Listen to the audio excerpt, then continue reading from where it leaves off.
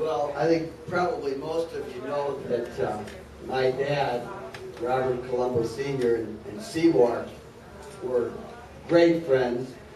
They met in the halls of the old Recorder's Court back sometime in the 50s.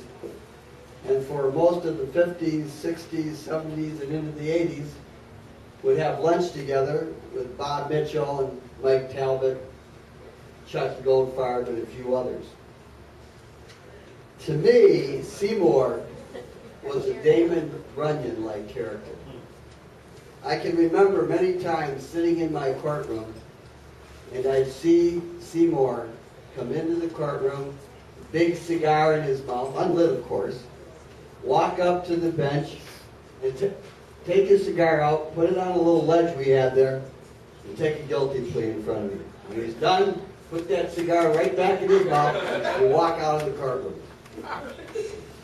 I was fortunate enough, particularly after I came back from college and was going to law school in Detroit, to be a part of the many luncheons that the gentleman that I mentioned attended. Most of them occurred at Carl's Chop House, but there were a lot of different places around Detroit where they liked to go.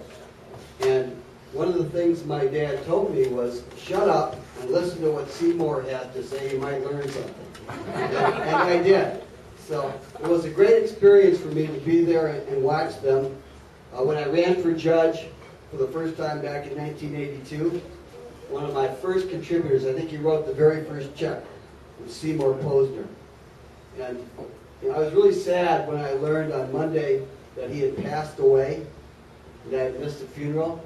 It was like missing the funeral of your best uncle. And I was sick to my stomach. But I'm happy to be here tonight. I can tell you my father is devastated by the loss of his great friend.